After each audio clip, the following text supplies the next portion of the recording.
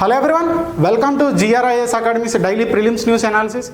My name is Harish Amti and I am presenting you these news articles which are relevant to UPSC CSC prelims from the Hindu newspaper dated 27th October 2023. So without any further delay, let us begin. So our first news article for discussion today is arrest of former Navy personnel by Qatar. So last year, Qatar police has arrested 8 people who have worked in Indian Navy formerly. So these people were arrested last year and unfortunately these people were given death penalty recently. So now India was in a dilemma because these are Indian people stuck in Qatar and sentenced to death by the Qatar court. So what are the options available to India right now? First is pursue appeal in accordance with the Qatar legal system. Second one is resolve case diplomatically. Let us both countries talk secretly and resolve this issue diplomatically. Political intervention at the Prime Minister level. So both the heads of the states can talk and they can resolve this issue in a peaceful way so that bilateral relations do not get hurt. Another one is build international pressure on Qatar. So use your soft power, India's soft power, get American president or UK president or some other powerful person to force Qatar to release these people to India. So these are some options available to India. So this is the news. Now you have to link with the UPSC syllabus. So we have to link the issue with the UPSC syllabus. How do we link?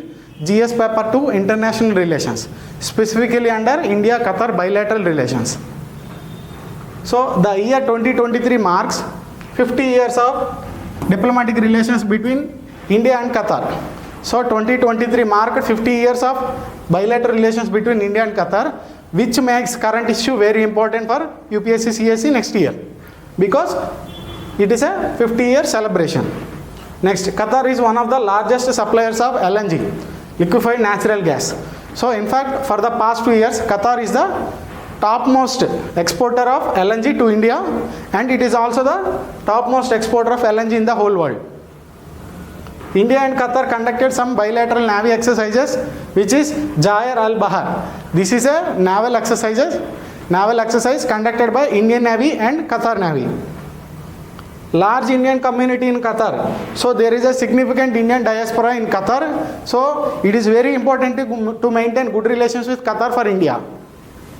So existing issue complicates India-Qatar relationship which is very valuable for us as shown by the data. Also focus on the geography of Qatar because Qatar is in news. You are supposed to know the geography of Qatar. So where is Qatar? This is West Asia, west side of India. So this is West Asia for us. Here it is Iran, here it is Oman, Saudi Arabia. I hope you are noticing here Saudi Arabia, UAE, Oman. This is Gulf of Persia. This is Gulf of Persia. Here it is called Strait of Hormuz. A strait is something which connects two larger water bodies. So this Strait of Hormuz is connecting two larger water bodies. Gulf of Persia. So in this Gulf of Persia, this Qatar is a small peninsula. That means it covered by water on 3 sides. Only one side it has land. So this Qatar is bordered only by Saudi Arabia. Qatar has border only with one country, that is Saudi Arabia. Qatar do not share any border with UAE. So Qatar shares border with only one country. I hope you have understood the map. Now let us practice this question. India's maritime exercises. So which exercise India conducts with which country you are supposed to match? Jair al-Bahar, Qatar, yes, we have just read this. This is right. Nasim al-Bahar, Saudi Arabia, no. Nasim al-Bahar is with Oman. Indian Navy and Oman Navy, Navy of Oman, participates in this Nasim al-Bahar naval exercise. All three are naval exercise. Al-Muhammad al-Hindi. So Al-Muhammad al-Hindi, this is a naval exercise between Indian Navy and Navy of Saudi Arabia. So these two are interchanged. How many of the pairs given above are correct? Only one, only this pair.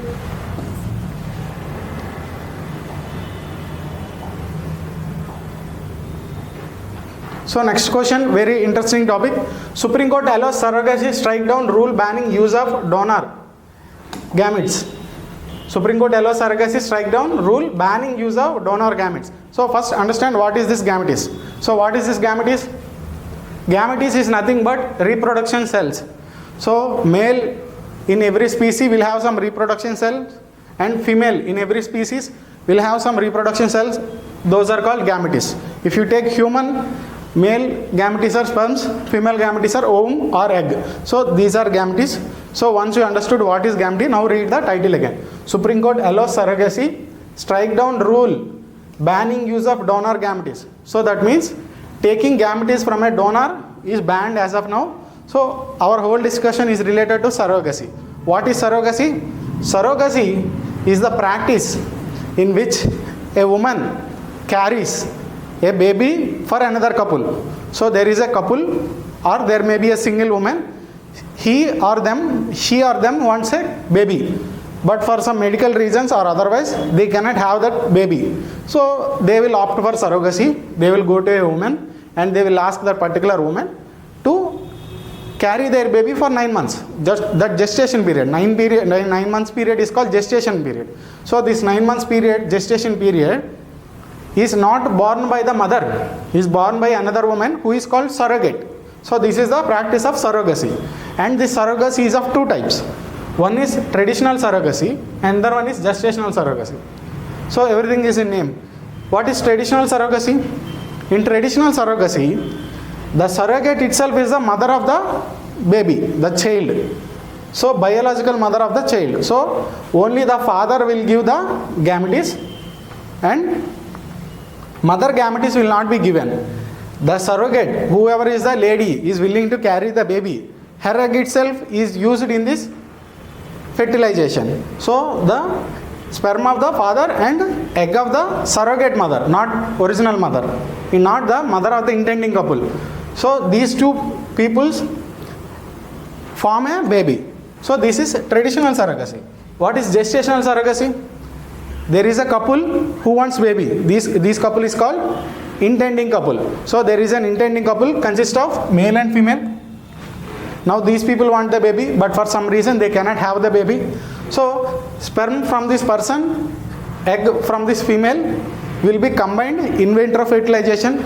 In vitro fertilization means in a tube they will be combined and the formed zygote is inserted into the surrogate mother. So she is not the biological mother. These people are the biological parents, mother and father. She just carries the baby for 9 months. So this is called gestational period. She carries the baby only during the gestational period and she is not the biological mother of the child. So I hope you have understood the difference between traditional surrogacy and gestational surrogacy. Now there is an act called Surrogacy Act 2021 in India. Now the whole news is about this Surrogacy Act 2021. So the Surrogacy Act 2021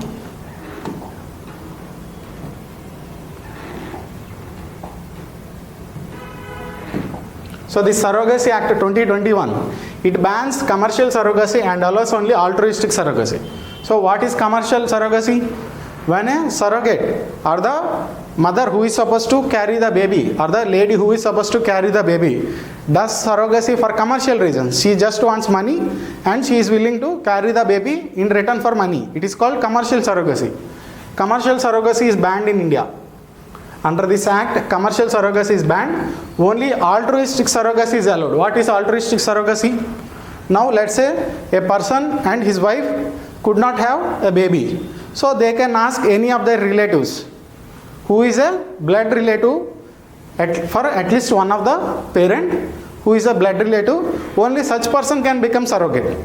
So they went to a lady who is linked to them as a relative. So that lady, for altruistic reason, that means she does not expect any monetary benefit. Only those parents will bear the hospital expenses and insurance expenses, etc., medical expenses, etc., for the surrogate. They don't give that surrogate woman any additional money unless it is necessary for the medical expenses. So it is called altruistic surrogacy, just out of goodwill, just out of good heart, not for money. So in India, commercial surrogacy is banned, only altruistic surrogacy is allowed. So if someone wants to prepare for mains for this topic, they can just read positives and negatives of surrogacy by googling. So how this banning of commercial surrogacy affects and how this allowing only altruistic surrogacy affects. So this will have some positives and benefits. So you can read that for mains with your own efforts. Now again, let's focus here. the surrogate mother cannot provide her gametes. So this act also bans that traditional gestation not allowed, only traditional surrogacy not allowed, only gestational surrogacy is allowed, because the surrogate mother is not allowed to provide her gametes. As I said, she cannot be the biological parent in this gestational surrogacy. So traditional surrogacy is banned. In this, her gametes will be given, will be provided. In gestational, the surrogate mother gametes does not need it. So only gestational surrogacy is allowed. Then there is another thing here. What if both of this couple, or at least one of this couple, cannot give their gamete, or father cannot have that sperm, or mother cannot give the egg, maybe because of biological reasons. His sperm or her egg may not be healthy for the baby for some reason. If such a situation arises, how can they have the baby? Because the couple themselves cannot have the baby, and gametes of the surrogate mother is not allowed. So how they will solve? So in that case, usually there will be a donor. So the donor will give his or her gametes. So if it is mother's problem, a female will act as donor. If it is father's problem, a male will act as donor. So this is how the system works in this gestational surrogacy. But the problem is, India government has issued some rules recently. They have issued rules in 2022 also, but again with some rules in 2023, they have modified the rules of 2022, and with the recent amendments in these rules, they have banned gametes from donors also. So gametes from the surrogate mother not allowed, gametes from the donor is not allowed, so only gametes of the intending couple is allowed. If one of them has a problem, they cannot have a baby through surrogacy under this law. Even if they are following altruistic surrogacy, even if they approach a relative, she agrees, everyone is fine, but rules obstructing this kind of surrogacy. Now, a couple who has this problem, now this mother, in this particular couple, this mother had some particular syndrome, so she went to court saying, I cannot have my baby, so I need a donor. So the court allowed her. Now the court said, Supreme Court allows surrogacy, strike down the rule which is banning the use of donor gametes, because allowing donor gametes is required in some situations. So two judges bench come to the rescue of a woman suffering from the rare medical condition by staying operation of a law which threatened to wreck her hopes of becoming a mother. So everyone has this right of becoming a mother. So court has struck down this rule whichever they made recently. This rule they made recently, court struck down this rule. This rule is no more valid, because by not allowing donor gametes, you are going against the spirit of the original law. Original law wanted to provide altruistic surrogacy. Original law only intended to prevent commercial surrogacy. But original law did not intend to prevent even eligible couples from surrogacy. So this rule is doing that. So that's why this rule got struck down right now. So that is the current news. Now let's attempt an MCQ. Consider the following statements about surrogacy. Traditional surrogacy, resulting child is genetically unrelated to the surrogate. So in traditional surrogacy, this statement is saying surrogate mother does not have any relation to the child. No, this is wrong. We already know in traditional surrogacy, surrogate mother is the biological mother. So this statement is wrong. Again, in gestational surrogacy, resulting child is genetically related to the intending father and surrogate. No, in gestation surrogacy, surrogate mother does not have any relation with the child, any biological relation with the child. So both of the statements are wrong. Surrogacy Act 2021 bans traditional surrogacy. Yes, we have read that it only allows gestational surrogacy, it only allows altruistic surrogacy. So 1, 2 is wrong, only third one is right. How many of the pairs given above? So only one.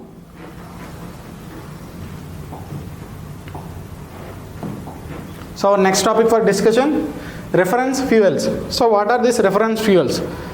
Notice the title. Take a second look at the title. Reference. Reference means these fuels are used for some particular reference to compare with the ordinary fuel. So reference fuel. So what are these reference fuels? reference fuels are used for testing automobiles. These are specialized high grade fuels. These are not like ordinary fuels which are used in our bikes or cars. These are special kind of high quality fuels which are used for testing automobiles.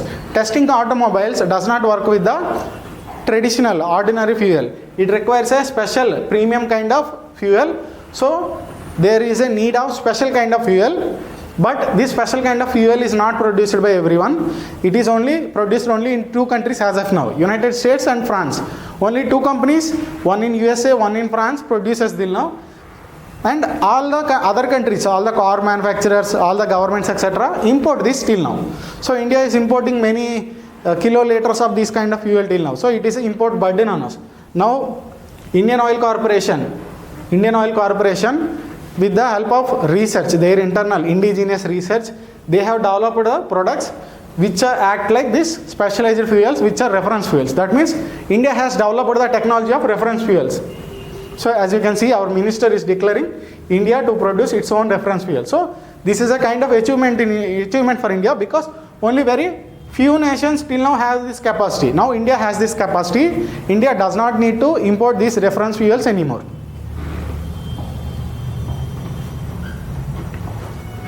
So next topic, green hydrogen. See the title, India's green hydrogen move may worsen pollution if steps are not in place, say study. So from the title you are understanding there is a green hydrogen move. First you should ask that what is green hydrogen. Then you will know that what is this green hydrogen move. Then you should know how it worsens pollution. So first you see what is green hydrogen. First, what is hydrogen? Hydrogen is the most commonly element in nature. So hydrogen, atomic number 1, it is the first element, just one electron, one proton. So hydrogen is the most abundant element in nature, in the universe. It exists only in combination. So very rarely you will see hydrogen in its original form. That means without bonding with any other element. So it is very difficult to find hydrogen in isolation. It is always found in bonding with other elements like H2O, water. Ordinary water is H2O, hydrogen is bonded with oxygen. So if you want hydrogen, you have to do electrolysis to water and separate hydrogen and oxygen. That is the way, one of the way you can get hydrogen. And why do we need this hydrogen in the first instance? Because hydrogen has a lot of potential as clean fuel source. It acts as clean fuel and it acts as key industrial fuel. So many industrial applications we use this hydrogen in production of fertilizers, steel, refineries, electricity. So as a clean fuel source, that means you can use in normal as a clean fuel source. That means it is not polluting. Clean fuel, it is not polluting.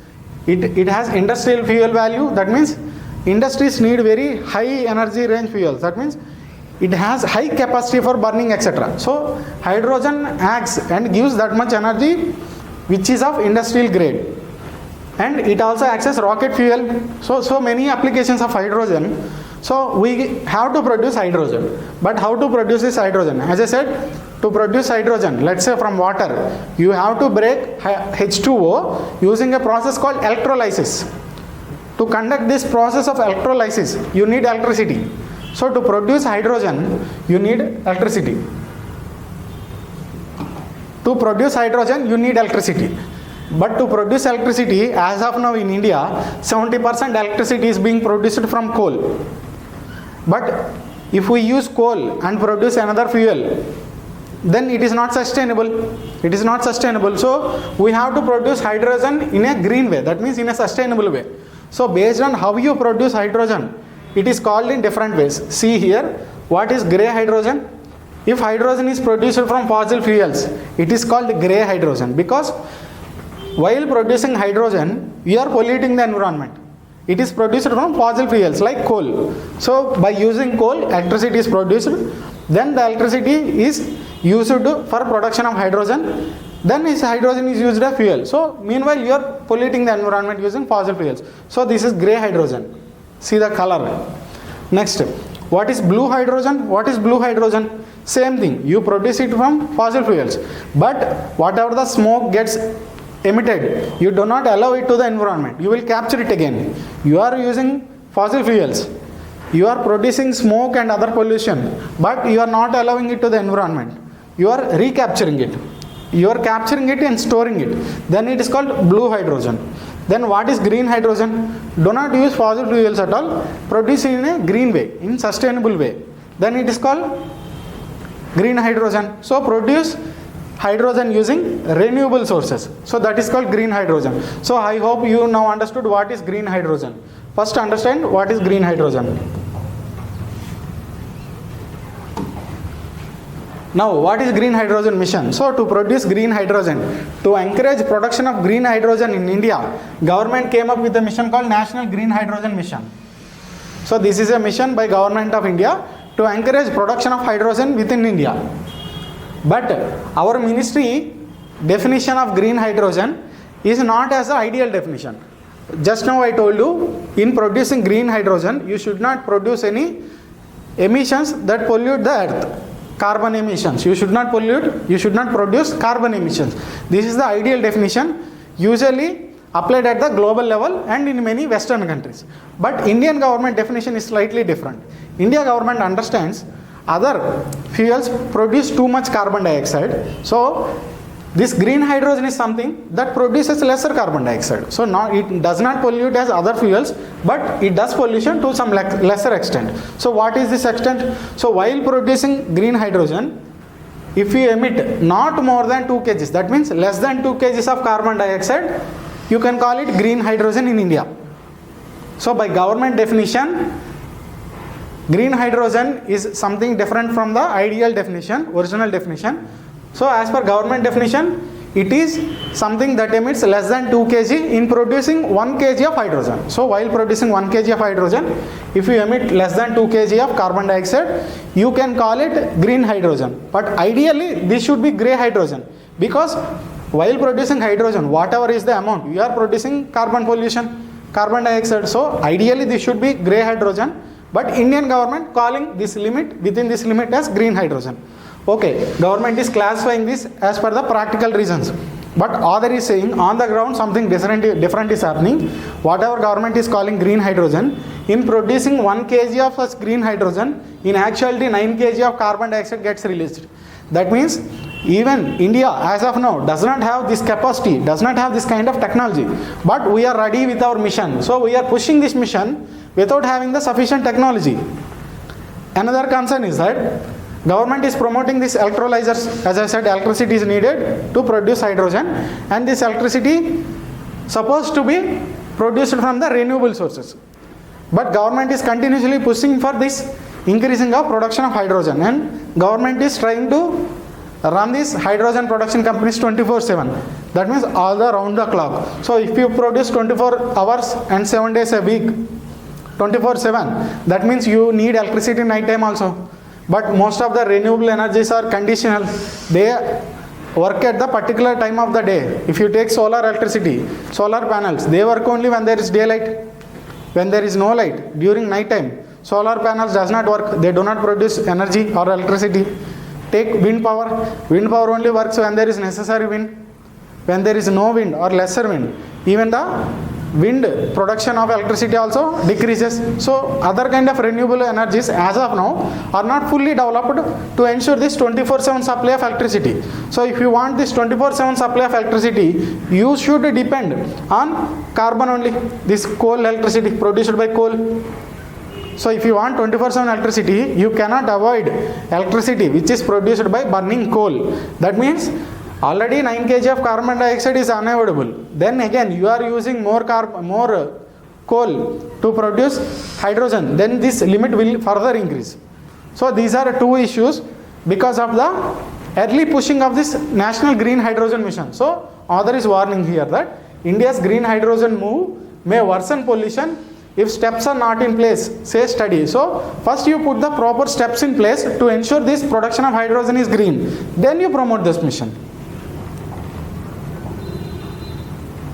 Now next news is very small news, just a brief mentioned news. So this particular news is not important.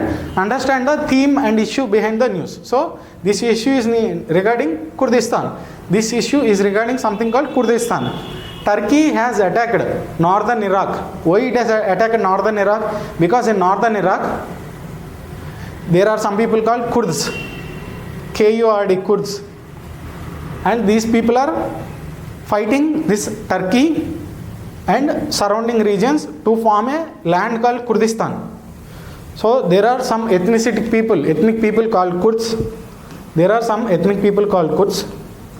They occupy this region, part of Turkey, southern Turkey, northern Syria, northern Iraq, touches some Armenia. See, Armenia is just aside to Turkey. You should remember Armenia because in one of the next articles it is coming. So Turkey, Armenia, Iraq and some part of Iran also. So these people extend in this region, surrounding all these countries, touching all these countries. So these are Kurds. So why Turkey and Kurds are antagonizing each other? Because during the World War I, all the Western powers, all the European powers which were ruling the world at that time, like British, France, etc., all these powers after the World War I, they have promised these Kurds that you will get a separate country. At that time, all of these countries did not form yet. So these people of Kurd, these ethnic people called Kurds, they were promised a separate country, separate homeland by the Western countries after this Treaty of Sevres in 1920, after the World War I. But it never came reality. They have made another treaty and divided these people among many countries. Turkey, Iraq, Iran, Armenia, etc. So these people who were promised a single country got divided among multiple countries. So these people from those times, they are fighting for a separate country. So all of these Kurds want something called Kurdistan. Iraq is the only country in the region to have established an autonomous Kurdish region. So for this region occupied by the Kurds in Iraq, this is the Iraq and this is the northern Iraq. This is the northern Iraq. So in this northern Iraq region, which was dominated by the Kurds, to alleviate the insurgency, to control the insurgency and the movement among these people, Iraq has given some autonomy to these people. But this Turkey is not willing to give such kind of concessions. So Turkey want to suppress this Kurdistan movement. So Turkey is very actively fighting these people called Kurds who want a Kurdistan.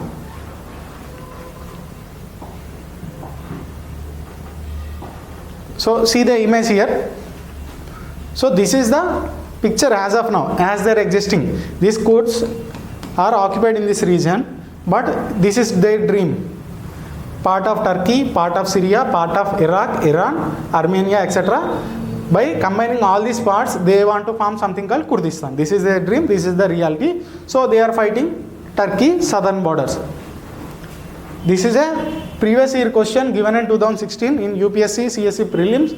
So this is based on the current affairs of that particular year. So do not worry if you don't know anything. But same as this Kurds came in this year current affairs. These people were in news at that time. These regions were in news during the 2015-16. So a question came in UPSC CSE prelims. So they are saying to match this region with the country. Kurd, Bangladesh. No, we have seen this Kurd ethnic people or this Kurd region in this West Asia. So Bangladesh is wrong. Next is Madheshi, Nepal. Yes, this is right. In 2015, there was some issue and Madheshis were continuously in news. Rohingya, Myanmar, yes. Rohingyas are the expelled people from Myanmar. They were prosecuted in Myanmar, these Rohingyas. So they are living right now as refugees in Bangladesh, India, Pakistan and many other countries. So these Rohingyas were people from Myanmar. This is right. So how many of the pairs above correctly matched? Only 2 and 3. This is wrong as we have seen in the news.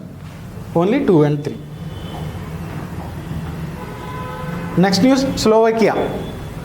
For some reason Slovakia is a news. That particular news is completely irrelevant.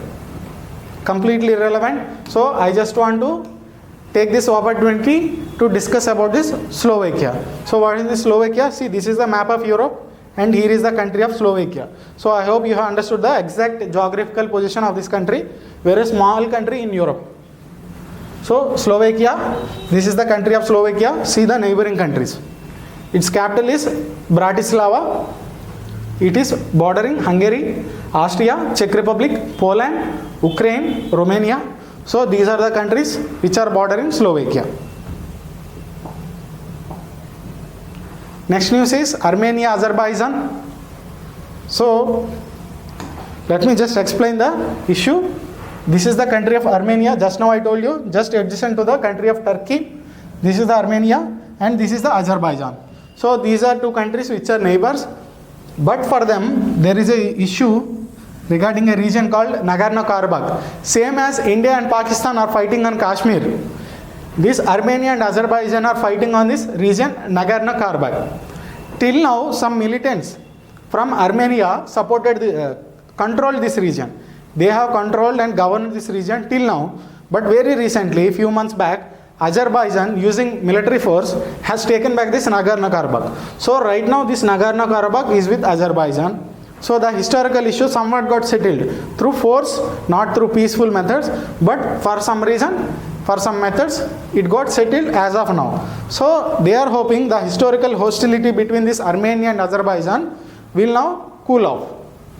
So Armenia PM saying, now we can make peace with Azerbaijan because this issue got resolved.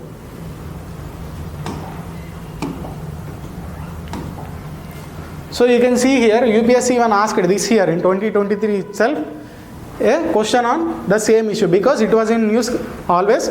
So this is an issue. Question is North Kivu and Ituri. Same again, matching. Identify this region. Question is saying it is in Armenia and Azerbaijan. We already know North Kivu and Ituri is the disputed region. Nagorno-Karabakh is the disputed region between Armenia and Azerbaijan. So first statement is wrong. This Kivu and Ituri actually is in Congo and it is a dispute in the Africa. Nagorno-Karabakh, we already know this is between Armenia and Azerbaijan. It is not in Mozambique. So this is wrong. This is wrong. Kherson and Zaporizhia. So there was a war going between Russia and Ukraine for the past 1.5 year. Past 1.5 year, Ukraine and Russia are fighting each other. News channels continuously saying the city of Kherson got occupied, the city of Zaporizhia got occupied, the city of Kyiv got occupied. So the cities of Ukraine are continuously in news. So a sincere UPSC aspirant will at least identify that this is a city from Ukraine. You don't have to remember it, you just have to recall it. So whoever read the news this year, they know that this is not a issue between Israel and Lebanon. So you have to read only current affairs, then you are easily able to identify these kind of questions. So the current issue of Nagorno-Karabakh is in Azerbaijan and a disputed region between Armenia and Azerbaijan. So all three are wrong. In this question, all three are wrong. How many of the above pairs are correctly matched? None. Nothing is correctly matched. Our next news, China-Bhutan border talks. So China and Bhutan are conducting border talks right now. Why this is significant for India? Because historically Bhutan is very close to India. Bhutan is very close to India. Bhutan does not have even formal relations with China. So first see the geography. This is the country of Bhutan. It is literally sandwiched between China and India. So this is India, this is China. Bhutan has only two countries bordering it, China and India. Historically Bhutan was always close with India. It is a very good friend of India. But Bhutan and China has some border issues. Same as India and China has border issues. Bhutan and China has some border issues. Right now China and Bhutan are conducting some talks to resolve these border issues. So what compelled Bhutan to go into such kind of formal talks with China? What compelled Bhutan is that this is the zoomed in version of the previous image. So here is the Bhutan. Here is the Bhutan, its capital Thimphu. This is Sikkim of India, Gangtok. This is China. So here is a tri-junction between India, Bhutan and China. So in this tri-junction, there are some disputed areas. Again, further zoomed version. Sikkim, Bhutan, China. So here are some regions, Doklam and Chumbi Valley. So this region of Doklam and this Chumbi Valley is disputed between India, China and Bhutan, China. So this Doklam is claimed by both Bhutan and China. So China is continuously trying to bother these two countries. And China is also bothering Bhutan with some further larger border issues also. So to resolve these border issues, Bhutan is going in formal talks with China. China is also asking Bhutan to establish formal relations with. What is formal relations? To have a Chinese ambassador in Bhutan, to have a Bhutan ambassador in China. So China wants this formal diplomatic relations between Bhutan and China, which are not existing right now. So here is a sample question on Bhutan and China. Just one important topic. So why is this important for India? What is the original article is about? Because Bhutan going towards China, that means China is getting access to any of these areas. What happens if China gets access to any of these areas? What if in this border issues, what if in this border talks, Bhutan gives this Doklam or some other region which is of very high importance to India to China? What will happen? Because there is something called chicken neck here. There is something called Siliguri corridor connecting Bengal of mainland to the Bengal of the northeast. This is Bengal region of the northeast. This is Bengal region of the mainland. This is West Bengal. So in this, between this West Bengal, this is a small region called Siliguri corridor. See that distance between Nepal and Bangladesh. So it is a very thin region, small chicken's neck. So this region is very vulnerable because if any country takes access to this chicken's neck in a war, let's say India and China has gone into war. For some reason China got access to this chicken's neck. Then India got separated into two. Mainland India cannot access Northeast India. So this chicken's neck, however small it is the link between mainland India and Northeast. So that is why it is very important to secure this region. And when China comes closer and closer, we are in more danger. So India wants to keep China at a distance from this Siliguri corridor, so that if there is a war in future, China cannot access this region easily. So that is why India is worrying about this border talks between Bhutan and China. India is hoping Bhutan takes all the concerns of India into consideration in these talks. So attempt this question.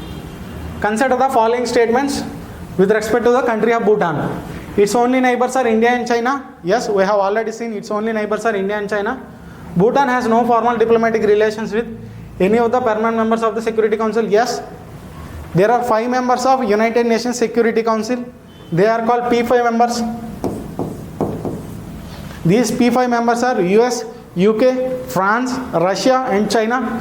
So with these 5 members, Bhutan does not maintain formal relations because Bhutan does not want any unnecessary foreign influence in its internal affairs. So Bhutan as of now not maintaining any formal relations with China also, but China is now asking for formal relations. We have to see what will happen.